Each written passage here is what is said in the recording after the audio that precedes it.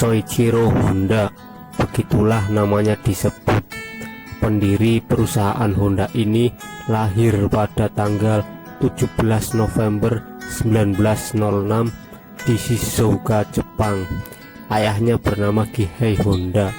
Soichiro Honda anak sulung dari 9 bersaudara, namun hanya 4 yang berhasil mencapai umur dewasa.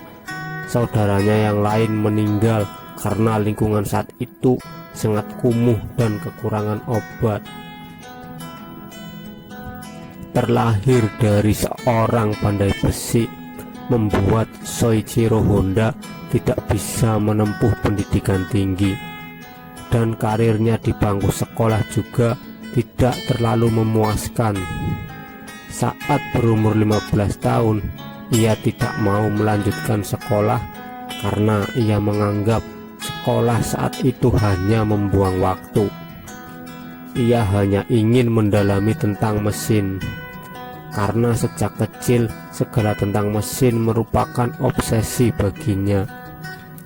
Akhirnya ayahnya, Gihei Honda, yang mengerti betul tentang obsesinya terhadap mesin, mengenalkannya kepada seorang teman di Tokyo bernama Kawashibara, seorang direktur bengkel mobil bernama Art Sokai Company. Pada bulan Maret 1922, Soichiro Honda diantar ayahnya ke Tokyo untuk bekerja di sana. Tapi ternyata ia di sana bukan diterima bekerja sebagai teknisi atau yang berhubungan dengan mesin. Ia dipekerjakan sebagai pengasuh bayi, anak dari direktur bengkel Art Sokai tersebut. Meski bekerja sebagai pengasuh bayi sang majikan, tapi dari sanalah pengetahuan Honda tentang mesin berkembang. Ia mencuri-curi waktu pada saat bengkel tutup untuk mempelajari dan menganalisa mesin mobil.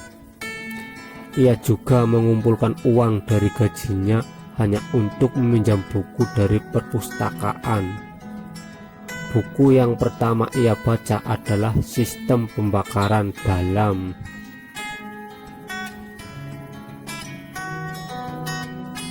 Pada suatu hari, Honda diajak majikannya untuk membantu di bengkel, karena hari itu bengkel sedang sibuk. Dan disinilah ia menunjukkan kemampuannya membetulkan mesin mobil Ford Model T keluaran tahun 1908 dan mencetak banyak prestasi lainnya. Sampai akhirnya di usia 22 tahun ia diangkat menjadi kepala bengkel Art dan dipercaya untuk membuka cabang di kota Hamamatsu. Awalnya bengkel tersebut hanya mempunyai 1 orang karyawan, tapi setelah 3 tahun berdiri sudah mempunyai sekitar 50 orang karyawan. Selama kurun waktu tersebut, pekerjaan Honda sangat baik. Bahkan dirinya sering mengerjakan mobil yang sudah tidak bisa dikerjakan lagi di bengkel lain. Namun keberhasilan itu tidak membuat Honda menjadi puas. Ia juga membuat berbagai inovasi, yaitu menemukan ruji untuk mengganti bahan roda kendaraan yang semula menggunakan kayu. Bahkan ruji-rujinya itu laku keras di pasar dunia. Dan pada usia 30 tahun, Honda mendapatkan paten atas ruji-rujinya itu.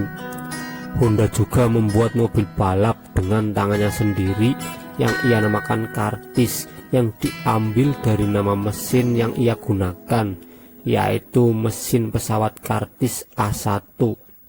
Dengan mobil buatannya, ia pernah menjuarai balapan, tetapi hanya sebagai navigator, bukan pembalap.